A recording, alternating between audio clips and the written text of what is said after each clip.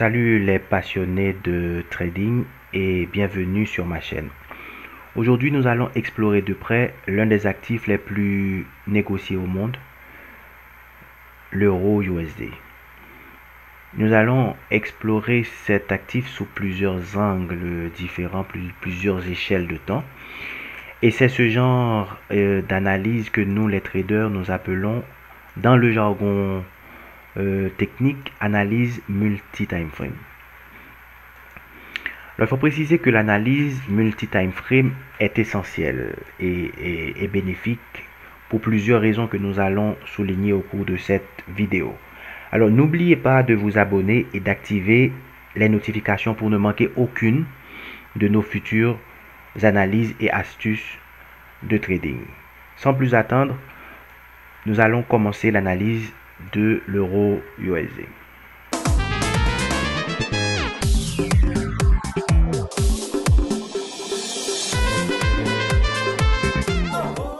Alors ici on est sur l'euro USD à l'échelle de temps H1. Dans ce segment de marché, on voit bien que on a un graphique, on a un marché résolument baissier. Par définition, qu'est-ce qu'un marché baissier? Un marché baissier, c'est un marché qui fait des sommets et des creux de plus en plus bas. C'est assez élémentaire. Donc j'espère que chacun prendra le temps de savoir déterminer la réelle structure du marché, c'est-à-dire et de ne pas se tromper dans la détermination des niveaux clés, des highs et des lows. Tous les sommets ne sont pas des highs et tous les creux ne sont pas des lows. On va pas s'amuser à mettre des BOS partout. Donc ça c'est assez important de souligner. Pourquoi? Parce que si on se trompe dans la détermination des niveaux clés du marché, de la structure du marché, autrement dit, si on considère que tel niveau est un low, si on considère tel niveau comme un low, mais que ce niveau n'est pas un low structurel, c'est toute l'analyse, tout le scénario qui devient faussé. Alors là, on est induit en erreur. Et bien, alors ça peut être l'objet d'une prochaine vidéo. Mais ici, je voudrais attirer votre attention sur une problématique particulière. Donc pour cela, laissez-moi déterminer quelques niveaux. Par exemple, ici, on a évidemment un BOS ici. Donc on a sur ce mouvement, on a un pullback, on a ici on a un high. Ici, on a un low, un pullback. Ici, on a un high et un low. Ok. Ici, évidemment, on a un low, etc., etc. Bien. On prend ces niveaux-là. Qu'est-ce qu'on constate à ce niveau? À ce niveau, on constate que, alors que le marché est baissier, c'est-à-dire que le marché devrait faire des sommets de plus en plus bas, mais ici, à ce niveau, on a un signal fort d'un changement de caractère. On a un signal de changement de caractère qu'on appelle un choc, changement de caractère haussier. Ce signal important devrait nous donner la tentation de faire des achats, espérant que le marché va continuer à faire des plus hauts. Voilà. Alors que ici, qu'est-ce qu'on constate? On constate ici que à ce niveau, le marché recule pour réaliser vient casser cette structure, vient casser ce niveau, ce low, pour réaliser ici un autre change, un autre changement de caractère. Ça peut être frustrant.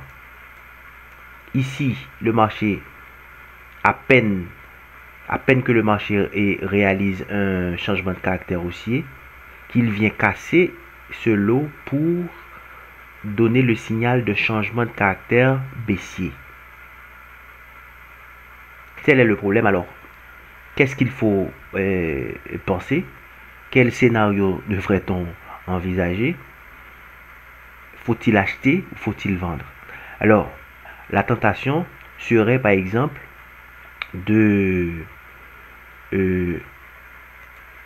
on serait tenté par exemple d'attendre un retracement. On serait tenté d'attendre un retracement du prix et par exemple jusqu'à ce supply ici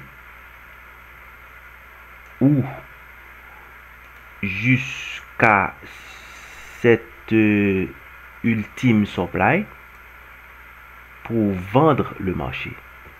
C'est une tentation tout à fait compréhensible.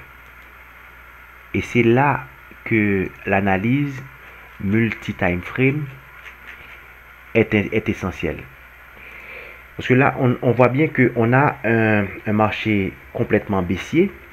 Pourtant, si on va en daily, qu'est-ce qu'on va voir en daily? Alors, si on retourne en H1, on voit bien que ici on a un marché complètement baissier. Alors que en daily, qu'est-ce qu'on observe? On observe un marché qui était baissier, mais qui ici à ce niveau est totalement dans un élan haussier.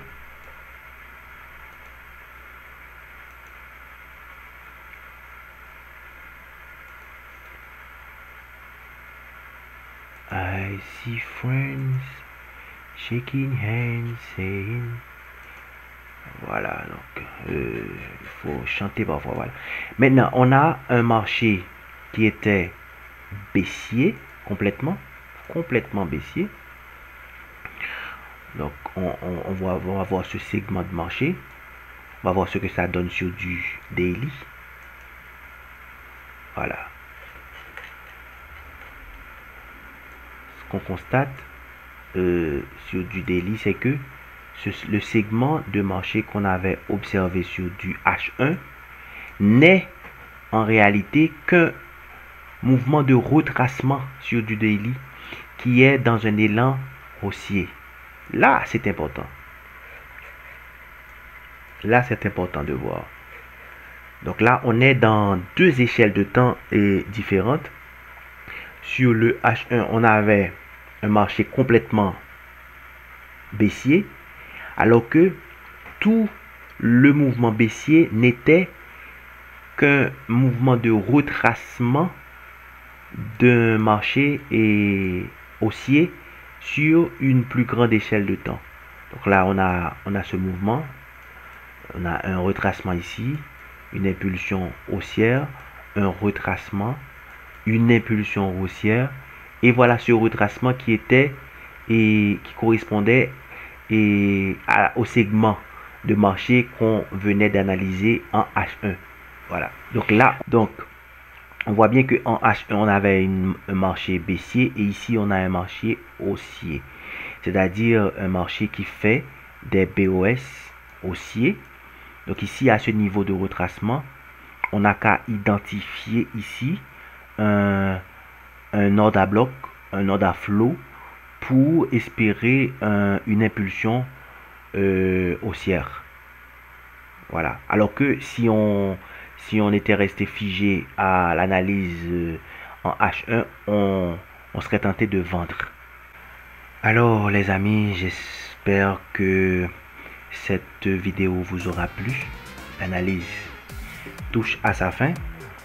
N'oubliez surtout pas de vous abonner. Vous pouvez le constater, cette chaîne elle est toute nouvelle. N'oubliez pas de vous abonner et d'activer les notifications pour ne manquer aucune de nos futures analyses.